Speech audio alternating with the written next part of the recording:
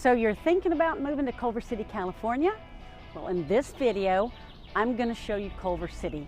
We're going to look at population. We're going to talk about what's new here. We're going to talk about why you should live here. And if you stick around to the end of the video, I'm going to take you to 3 different neighborhoods, show you 3 different homes with different price points so that you can figure out what works in your budget. Let's go do that now.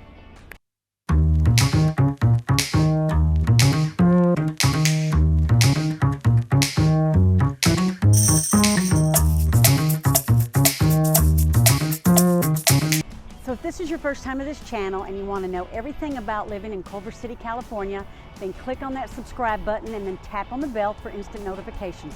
I'm Lori Lynn Failer. I'm with Living in Los Angeles. Now we get calls, texts, and emails every day from viewers just like yourself looking for help in moving to Culver City, California. And we love it.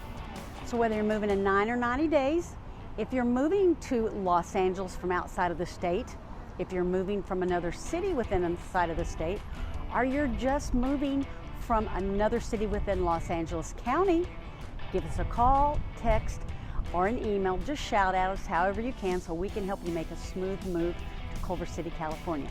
So here I am in the downtown portion of Culver City, California.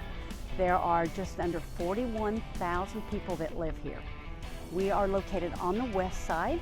We are about 5 miles west of LAX, that's the International Airport.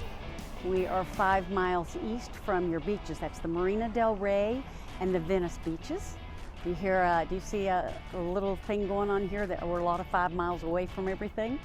So another 5 miles probably from the Santa Monica beaches and the pier. If you were to go east, we're about 3 miles from Beverly Hills. Another 10 miles above Beverly Hills, you're going to run into Hollywood. If you go further east, you're going to be about 11 miles from downtown LA. Now this city is a great little gem. It used to be very quiet, not a lot of people knew about it, and in the last 10 years it just exploded.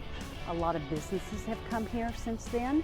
I'm going to show those to you as well. There's a lot of restaurants here, gastro pubs, a lot of nightlife that has come. You know, they're all very small boutique restaurants and pubs that you find here. Behind me, you'll see the famous Culver Hotel. Mr. Culver, who founded Culver City, this is where he also had his offices. And I've toured through this hotel, and rumor is that there are tunnels underneath the hotel that go over to Sony Studios. I did sneak down the steps trying to find those. I did find a door that had a gate closed over it, so who knows. As I said, this is the Culver Hotel, and there's Leo the lion over my other side of my shoulder. What is this hotel famous for? Well, when they filmed The Wizard of Oz, all 124 munchkins stayed here. Really. There's a nice little speakeasy bar in there. There's a restaurant. In the evenings, they have a blank wall in there that they'll show Laurel and Hardy movies. It's really just quaint and very peaceful in here. Now, as I said, Sony Studios is also located here, as well as the Culver Studios, and there's a lot of other minor studios located in this area. Culver City is also an extremely ethnically diverse town. Now what that means is there are a lot of variety of people here that have various backgrounds, cultural and ethnic backgrounds. It is a city of artists, designers, and people that work in media. In fact, the people that live here that work in media, more people work in media here than 90% of the United States. And other people that live in here that work in math and computer, work in math and computer here more than 95% of the United States. So as I said earlier, there's a lot of business that has come here. There has been the redevelopment of what's called the Hayden Tract Business Park. You have a lot of startup businesses that work there now. Their offices are there. You have TikTok, you have Sweet Green, you have Clutter, you have Omaz. So that whole redevelopment of that area, which is actually just a little bit north of downtown and here where I'm standing. Right next to that is developed, it's called the Platform. Now that is restaurants. There are some excellent boutique restaurants in there. There's a great ice cream shop. And if you're a pizza lover, you need to go there. Roberto's from New York City. Pizza there is fabulous. Even if you don't like pizza, you should go try it because it may change your mind. If you go across the street from the platform, that's across Culver Boulevard, I can't say that right, you're going to run into what just opened 2 years ago in the middle of the pandemic, 4 large, tall buildings. Here is called the Ivy Station. So there in the Ivy Station are the West Coast offices of Apple, HBO, Warner Media Entertainment, and several other small businesses there. Also located there is Ivy Residences, there's Ivy Apartments, and then there's Ivy Retail. It's growing still. There's a lot of little retail shops that have opened there, and I said it just opened during the pandemic about a year and a half ago. Now, one of the reasons for building in that area around Hayden Tract, where the platform is and now Ivy Station is because the Expo, the Metro line, goes right through the Expo line. It was built out about 6 years ago from downtown all over Los Angeles County and ends in Santa Monica. Comes right by the Ivy Station. So if you just live outside of the area there where the Ivy Station is located, you can take the train in. You don't have to drive your car in. It is absolutely beautiful. Also located here is where Howard Hughes built his Spruce airplane. It was down towards the Marina Del Rey area, but it was considered Culver City. Once the airplane was built, they moved it to Long Beach, where you probably know it took only a flight of 1, and now it's housed up in Oregon.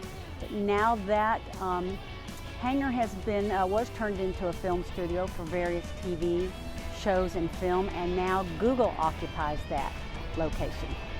So in Culver City, there are 8 elementary schools, 1 middle school, and 1 high school. Now the schools here are very highly rated. They're way above average. On a scale of 1 to 10, you're talking about a 9. A lot of people do move here, families, because of the schools. We do have an immersion school here. It's called El Marino. And not only does it teach English and Spanish, it teaches Japanese as well. Now, I'm going to have another video, look for that. It's called Culver City Schools. I'm going to go into deep detail about each school so that you can get yourself familiar with them. Because as I said, a lot of families move here for the schools. There is a separate police and fire department here. Culver City has their own. It's not LA County, it is Culver City Police and Fire Department. The crime here, according to neighborhoodscout.com, it's high crime. And it's basically due to property crime. You have a 1 in 25 chance of being a victim here. But as I say, we've got our own police department, and that's really a good thing because they have the city here, just of 41,000, as I said, to answer to calls. Now let's talk about homelessness. It is everywhere. It is in Culver City as well. It's not as bad as most cities here, but we do have it. The city is in the process of converting 2 motels into city homes for the homeless, which should be finished in about October. So the median household income here is just a little bit over $97,000, and the median sold price of a home is about $1.7 million. Now I'm going to take you to look at those 3 different areas, 3 different homes with 3 different prices, so that you can see what might fit in your budget. Let's go do that now. So here we are in the southwest portion of Culver City. We're in what's called the Sunkist Park neighborhood. The house behind me is a 2-bedroom, 1-bath, about 1,100 square feet, and it lists for $1.279 million. This neighborhood is a family neighborhood. It's very walkable. Now, what does that mean when it's walkable? That means that it has access to walk to shops, stores, restaurants. We are right off the main boulevard called Sepulveda Boulevard. There are a lot of parks in here. We are close to the El Marino Elementary School. It is an immersion school where they teach not just they teach not just English and Spanish, but they also teach Japanese. We are just a little bit north of the Westfield Mall. You also have over there Trader Joe's, you have Sprouts. There's several parks in this area. El Marino Park is just down the street from here. So like I said, it's a very walkable neighborhood. It's not quiet. It's not, I mean, it's quaint, but it's not quiet due to the fact that when you're in a walkable area, you are going to have a lot more traffic, a lot more noise, because you can walk to everything where everybody's going. Take a look at some of the homes here.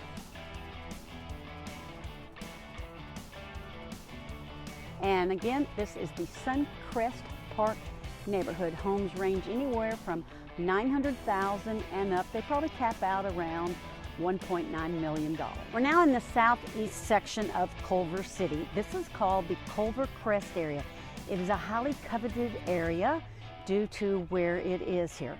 The home behind me is a 3-bedroom, 2-bath, just a little bit under 2,000 square feet, listed for $1.739 million. Now, why is this area coveted? Well, it's used to be on a ranch. It used to be a 50-acre ranch. As you can see behind me, up into the hills is the upper portion of Culver Crest. I'm here in the lower portion of Culver Crest.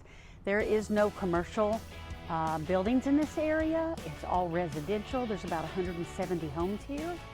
Very family-oriented neighborhood.